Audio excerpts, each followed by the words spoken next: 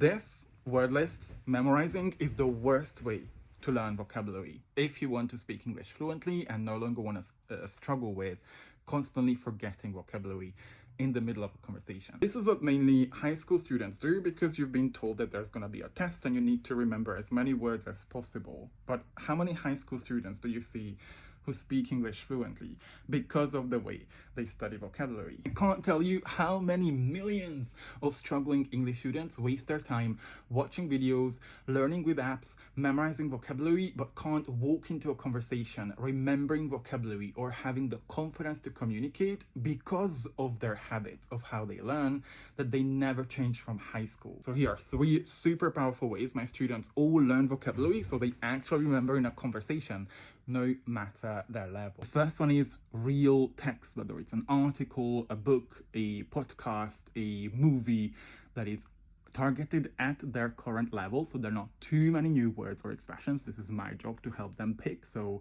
they don't feel too frustrated or overwhelmed with the vocabulary, but they can actually learn how that word or expression is used in its natural way. The reason struggling English students don't remember vocabulary in the middle of a conversation is because there is no connection in their brain. They've only memorized the words, so when the situation comes where they need to use it, they don't have that connection. So we build that connection, whether it's through asking questions in the class, talking about the vocabulary, coming up with examples, finding opposites, associating, categorizing, matching, anything that really helps people remember vocabulary. Example would be you're learning an adjective that's a bit complicated, like let's say obstinate or ambitious, and you want to think about how to remember it. Think of a person that you know, maybe your best friend, someone in your family who is obstinate or ambitious, and then bam, you're gonna have that association that you can use to remember in a conversation. The last part, and this is what most struggling English students miss,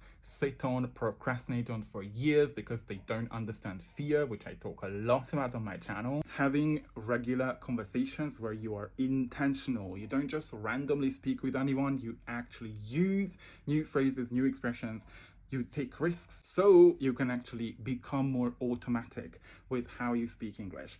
Always remember, learning vocabulary is less about memorizing lists of words that then you don't remember anyway. That's just a waste of your precious time. It's about automatizing it.